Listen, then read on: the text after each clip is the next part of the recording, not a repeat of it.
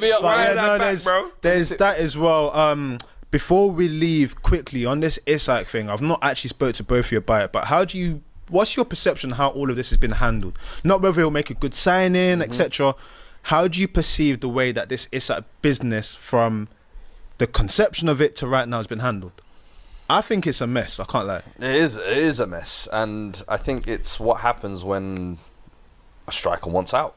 I think when a striker wants out or a player wants out of a certain situation, there was talks that Newcastle was supposed to give him a new contract last year. They went back on it because financially they just weren't able to, and that's why they're going through a lot of PSR issues this summer. Isak, I felt like last season played to a level where he deserved a new contract. And if you want to secure him for the long term or whatever, you've got to give him that deal. If not, there's always the possibility to leave.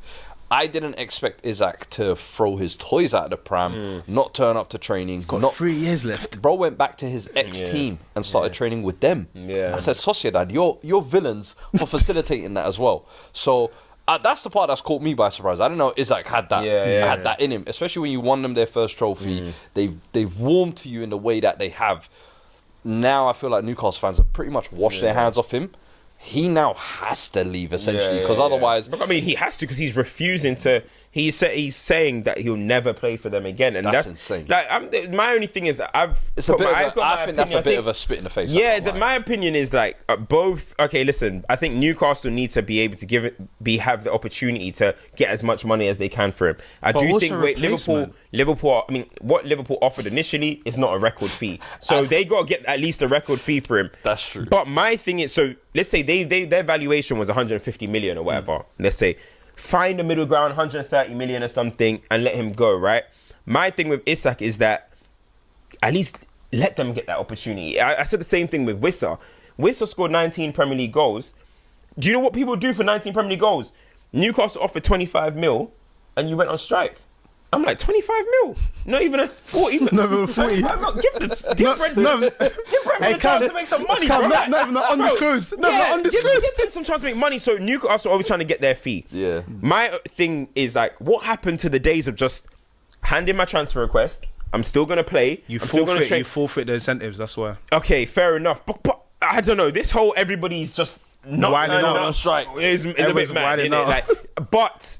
there's two sides to it. Yeah. You look at what Isak's doing, but then you look at what Man United and Chelsea do in terms of when we want to get rid of these players. Look at Rasmus Højlund.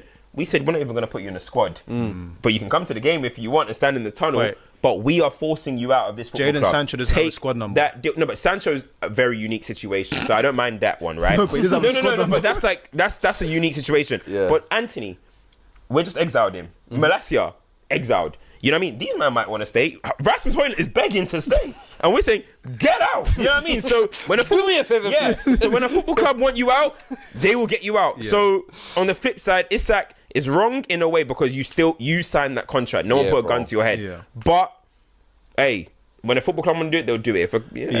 So my thing is also how do you think Liverpool, you lot are nasty because they've got a replacement ready there in Ekatike who they want. And you go and basically sign him to be like, oh, you don't want to sell us Isak? Yeah. We're going to teach you a lesson. Yeah. And then you're still going to go and try and Isak. That's the part for me where I'm like, this whole deal got making him look bad. Overcomplicated because you chose to get Ekatike. Yeah. If they never signed Ekatike, I reckon they would have had Isak by now. Yeah. That's, in my opinion, what truly would have happened. Yeah. But them signing Ekatike just made it that much difficult for themselves. With what you've mentioned, how do you reckon it plays out? I think Wissa very late goes to Newcastle. Yes. Newcastle are then in the thing where they try to, listen, you either buy him now or you don't. Like, you know, like back in the day, deadline day sort of vibes and whatnot. Then we get like it's an undisclosed world record and whatnot. And then he goes. Because I think ultimately, if he doesn't go in this window, what, they're going to make him sit on the bench till January? I mean, that's mad. That would be insane. I think some way, somehow, he would get back into the team. I think after a couple of... They said he's not allowed in the city centre, bro. I'm sorry, I saw Gordon playing the 9 yesterday, and I give that about 4 games before they're chucking Isak back on there. Osula might get a chance or two, but Isak is going to be needed. If he stays, they're going to play him, bro. I hear it, man.